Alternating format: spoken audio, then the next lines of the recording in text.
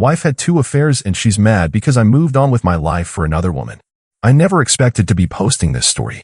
But then, I never expected my wife of 13 years to have 2 separate affairs and then have the audacity to be furious that I finally found happiness with someone else. She's currently blowing up my phone, telling our friends and family that I'm betraying her by replacing her so easily. Apparently, I was supposed to wait indefinitely while she figured things out, despite the fact that she's currently living with the second affair partner. The hypocrisy is staggering, and I'm caught between feeling vindicated that I've finally moved on and guilty that I didn't try harder to save our marriage. Am I wrong for finally finding happiness after 2 years of hell? My wife Sarah, 39F, and I, 41M, met in our mid-20s and married after 3 years together. For a decade, I thought we had a good marriage, not perfect, but solid. We built a life together in our small suburban home, both working professional jobs. I'm an engineer, she's in marketing. We chose not to have children, focusing instead on our careers and traveling whenever we could. We had the same group of friends, shared hobbies, and generally enjoyed each other's company. Or so I thought. The first sign that something was off came about 3 years ago. Sarah became increasingly protective of her phone, started working late more often, and seemed distant. When I asked if everything was okay, she'd insist she was just stressed about work. I believed her because I trusted her completely. Then came the day I'll never forget. I was using her laptop to print some documents for taxes, with her permission, when a message notification popped up. It was from someone named Michael. Can't wait to see you tonight. Hotel is booked. My stomach dropped. I'd never snooped through Sarah's messages before, but in that moment, my instinct took over. What I found was devastating: months of explicit messages between her and Michael, a colleague from work, detailing their affair and how careful they were being not to get caught. When I confronted Sarah that evening, she initially denied everything. Then, seeing the evidence I had, she broke down crying and admitted to a 6-month affair. She swore it was over, the messages suggested otherwise, and begged for another chance. She claimed it was just physical and meant nothing to her. How could it mean nothing if you've been doing this for 6 months? I asked, my voice barely above a whisper. I felt hollowed out, like someone had scooped out my insides and left a shell. I don't know, she sobbed. I was stupid. It was exciting at first, but I realized I was risking everything that matters to me. You matter to me, Alex. Our life together matters. Please don't throw it all away. After weeks of agonizing, I agreed to try couples counseling. I loved her, and despite the betrayal, I couldn't imagine my life without her. We spent months in therapy, with Sarah seemingly committed to rebuilding trust. She quit her job to avoid contact with Michael, started being more transparent about her whereabouts, and seemed genuinely remorseful. For about a year, I thought we were healing. It wasn't easy. I had nightmares, panic attacks when she was late coming home, and constant intrusive thoughts. But I was trying. We both were, or at least I believed we were. We established new routines together. Friday night became date night, where we'd try new restaurants or just cook at home with a good bottle of wine. We took up hiking, spending weekends exploring trails neither of us had bothered with before. We even booked a 2-week trip to Portugal, something we'd talked about for years but never prioritized. It felt like we were rediscovering each other, like maybe the affair had been a terrible mistake that ultimately forced us to appreciate what we had. Then, 18 months after discovering the first affair, I got a call from James, the husband of Sarah's close friend Laura. He asked if we could meet for a drink urgently. My mind immediately went to a health crisis or some other emergency. I wasn't prepared for what he told me. I think our spouses are having an affair, he said, sliding his phone across the table to show me text messages between Laura and Sarah discussing their cover story for a weekend away. According to James, Sarah and Laura had told us they were going to a girls' spa weekend, but in reality, Sarah was meeting someone named David, and Laura was covering for her. I felt like I'd been punched in the gut. Again, the second betrayal was somehow worse than the first. This wasn't a momentary lapse or a purely physical affair. This was calculated deception, using her friend to create alibis, all while we were supposedly rebuilding our marriage. When I confronted Sarah this time, her response was different. Rather than denial followed by tearful apologies, she became defensive and angry. What did you expect? She snapped. You've been checking my phone, questioning my every move. I feel suffocated. You never really forgave me. I was stunned. You're blaming me for your second affair? While we're in marriage counseling for your first affair. I'm not happy, Alex. I haven't been for a long time. David understands me in a way you never have. It was like being underwater, hearing her voice distorted and far away as she explained that she needed space to figure things out. She packed a bag that night and went to Laura's, though I later learned she moved in with David within a week. For the next 6 months, I was in a state of emotional paralysis. Sarah would contact me sporadically, usually when things with David hit a rough patch. She'd say she missed me, that she was confused, that maybe we should try again. Each time, I'd feel a surge of hope followed by crushing disappointment when she'd retreat again without any real commitment to reconciliation. The lowest point came during a phone call 3 months after she moved out. She called me at 11 p.m. on a Tuesday, crying so hard I could barely understand her. "I miss you so much," she said. "I miss our home, our life. I made such a terrible mistake." "Which one?" I asked, not bothering to hide the bitterness in my voice. "All of it. The affairs, leaving. David isn't who I thought he was. He doesn't really care about me." Part of me, a larger part than I'd like to admit, wanted to rush over, bring her home, and pretend none of this had happened. But another part, the part that was slowly growing stronger, recognized the pattern. She wasn't coming back because she truly wanted our marriage. She was looking for a safety net because her new relationship was failing. "I think you need to figure out what you want, Sarah. Not just when things are bad with David, but what you really want long term." She promised to do some soul searching, to go to individual therapy, to prove she was serious this time. A week later, I saw a social media post from one of our mutual friends, Sarah and David at a concert, her smiling up at him adoringly. So much for soul searching. Friends encouraged me to file for divorce, but I kept hesitating. 13 years of marriage isn't easy to walk away from, even after multiple betrayals. Was I being a fool? Probably. But I wasn't ready to completely let go. At night, alone in the house we'd shared, I'd find myself cycling through memories, trying to pinpoint where things went wrong. Was I too absorbed in my career? Did I miss signs that she was unhappy? Should I have been more romantic, more attentive? The questions would keep me awake until the early hours, leading to exhausted days where I was just going through the motions at work, at home, in life. What kind of person stays after one affair, let alone two? What kind of person was I becoming? So desperate to save something that clearly couldn't be saved. I didn't recognize myself anymore, and that scared me almost as much as losing my marriage. 8 months after Sarah moved out, I finally took my colleague Tom's advice to try rock climbing at the local gym. He'd been suggesting it for months as a way to get out of my head, but I'd resisted. The idea of learning something new when I could barely manage daily life seemed overwhelming. But after a particularly rough weekend where Sarah had called, made vague promises, then gone radio silent again, I decided I needed something, anything, to break the cycle. The climbing gym was busy that Tuesday evening, full of people who clearly knew what they were doing. I stood awkwardly at the entrance, self-conscious and considering leaving, when a woman approached me. First time, she asked with a warm smile. She was about my age, athletic but not intimidatingly so, with bright blue eyes and curly hair pulled back in a ponytail. Is it that obvious? I attempted a laugh. Only to the trained eye. I'm Megan, one of the instructors. Want me to show you the basics? What followed was a surprisingly enjoyable hour of learning how to put on a harness, basic climbing techniques, and the importance of trust between climber and belayer. Megan was patient and encouraging, never making me feel like the middle-aged novice I clearly was.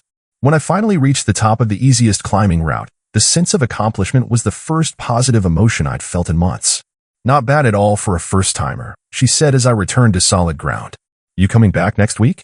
I found myself saying yes before I'd even thought about it. Rock climbing became my Tuesday ritual.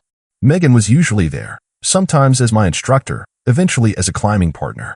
After sessions, a group of regulars would often grab coffee at the cafe next door, and I started joining them. It was refreshing to talk about something other than my imploding marriage, climbing techniques, upcoming competitions, the best hiking trails in the area.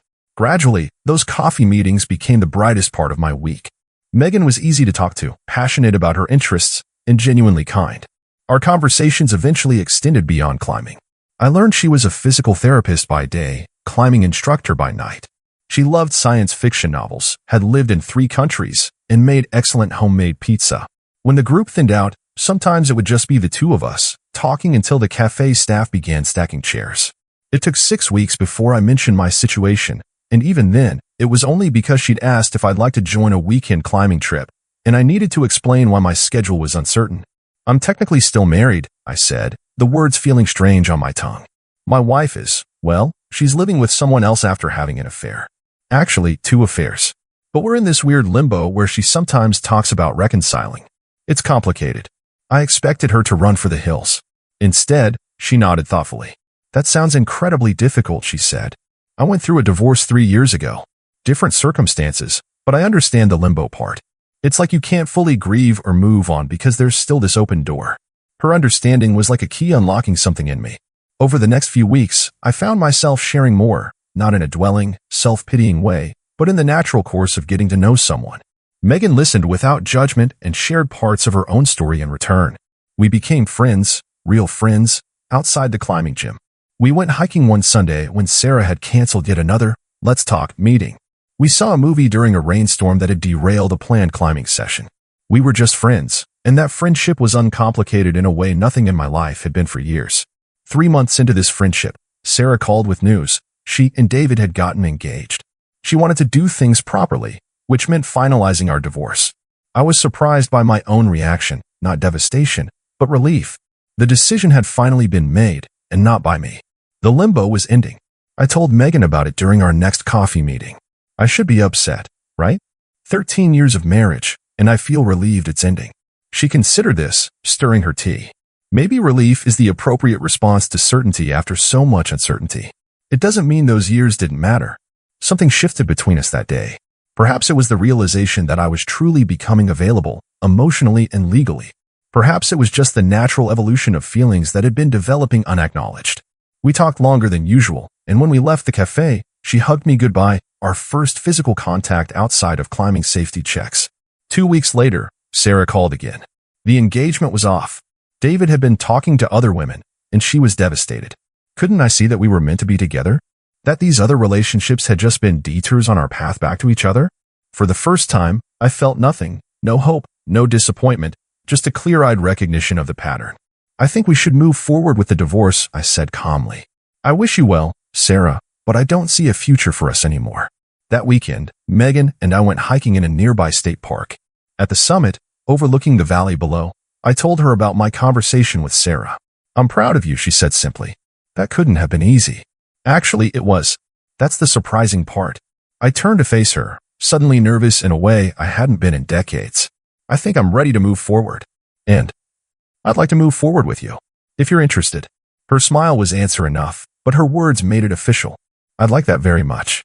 Our first real date was dinner at a small Italian restaurant. It felt simultaneously new and familiar, the nervousness of beginning something, coupled with the ease of conversation we'd developed over months of friendship. When I walked her to her car and she kissed me goodnight, it felt like the most natural thing in the world. 2 weeks after Megan and I started dating, Sarah called to say she and David had hit another rough patch and she was thinking about us again.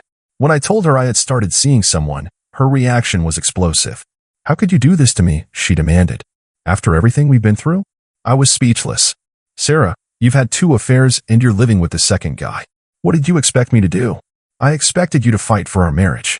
To wait for me to figure things out. It's been 2 years since your first affair, and you're still figuring things out with another man. I've waited long enough. She hung up on me, and that's when the harassment started. She's called me selfish, accused me of never truly loving her, and told mutual friends that I replaced her the first chance I got.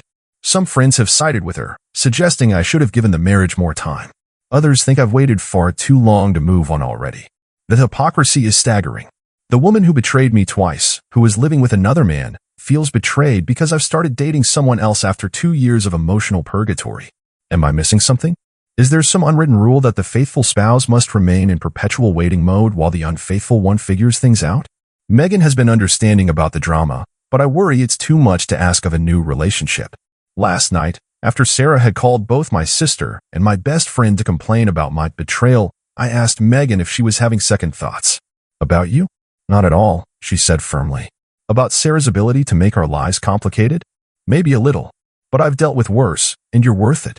For the first time in years, I feel like myself again, not the shell of a person I became during Sarah's affairs and our separation, but someone with hopes and interests in the future.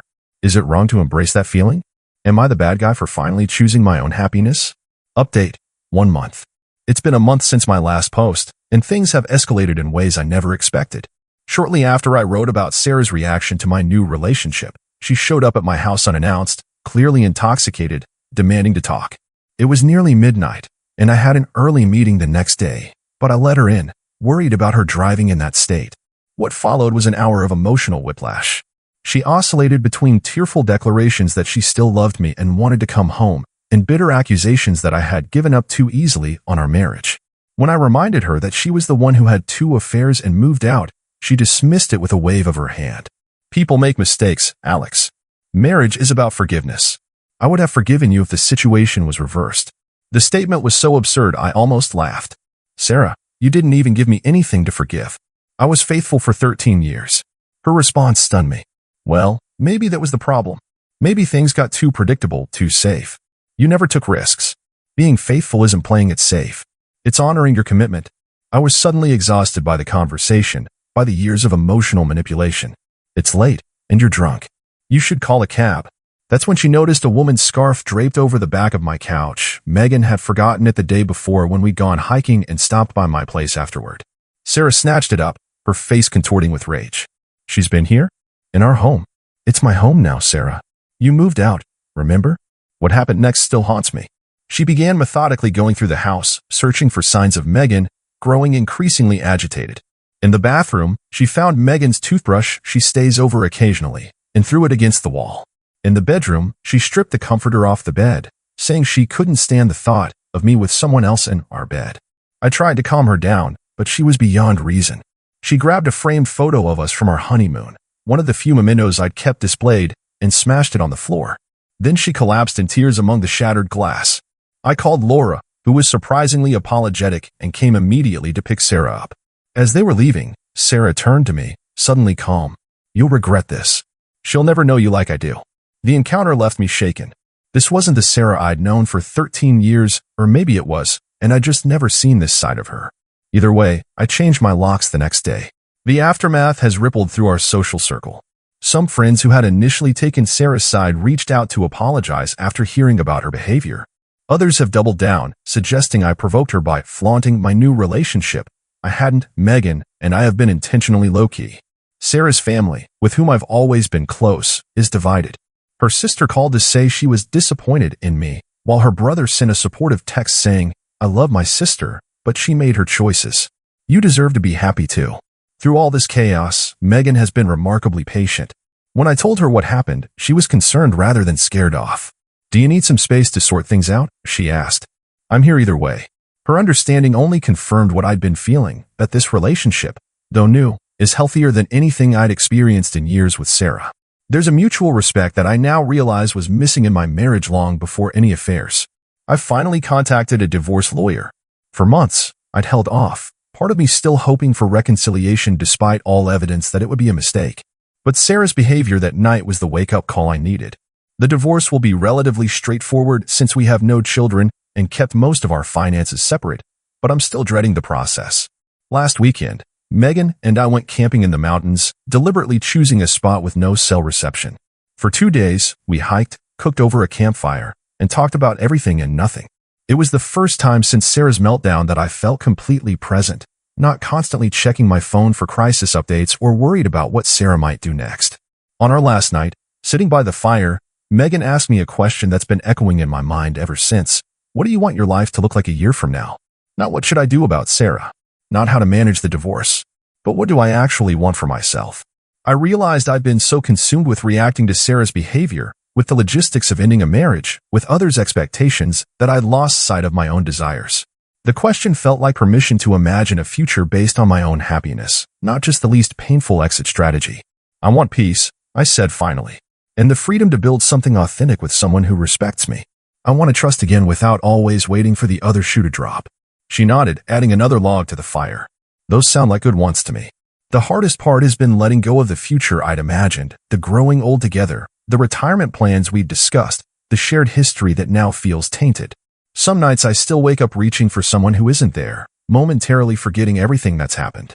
But then I remember the look of pure rage on Sarah's face as she destroyed our honeymoon photo, and I know I'm making the right decision.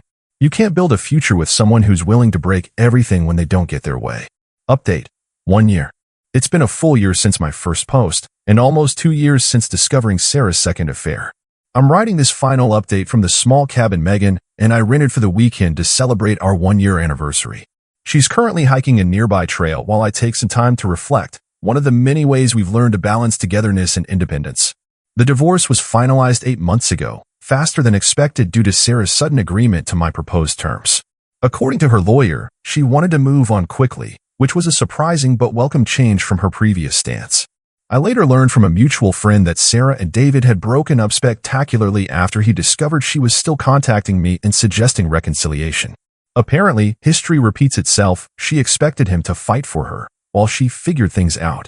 2 weeks after the divorce was finalized, Sarah requested to meet for coffee, supposedly to return some of my belongings she'd found while moving out of David's place. Reluctantly, I agreed, choosing a public cafe during daylight hours to avoid a repeat of her previous meltdown. She looked different, thinner, with dark circles under her eyes, but also somehow more put together, as if she was trying extra hard to present a certain image. She placed a small box on the table, cufflinks my grandfather had given me, a few books, old concert tickets we'd saved. "I've been doing a lot of thinking," she began. "A lot of therapy, too. I'm starting to understand why I did what I did." I nodded but said nothing. I'd heard versions of this before, and I wasn't interested in another round of explanations that inevitably blamed our marriage rather than her choices. "I think I've always been afraid of being truly seen," she continued. "When things got too comfortable with us, I panicked. With Michael, and then with David, there was this excitement of being someone new, someone unknown." "Sarah," I started, but she held up her hand. "Please, let me finish. I'm not asking for another chance. I know that's not possible now." She glanced down at the table. "I've heard you and Megan are getting serious." "We are," I confirmed. Sarah took a deep breath. "I want you to know I'm sorry. Truly sorry, not just for the affairs, but for how I reacted when you started dating. It was hypocritical and unfair." She paused. "I think I always expected you to be there, waiting, regardless of how I treated you. When you weren't, it forced me to face some ugly truths about myself." Her eyes filled with tears. "I think I had it and didn't recognize it until it was gone." She gathered her purse and stood. "Be happy, Alex. She seems like she makes you happy." As I watched her walk away, I felt an unexpected sense of closure. No anger, no lingering desire, just a quiet acknowledgement that a significant chapter of my life was truly finished. Megan moved in 4 months ago. It felt simultaneously monumental and completely natural. The house that once felt haunted by memories of my failed marriage now feels like a new home. We've repainted every room, replaced the furniture that Sarah damaged during her meltdown, and converted the formal dining room we never used into a home gym with a small climbing wall. Life has settled into a new normal that would have been unimaginable to me at my lowest point.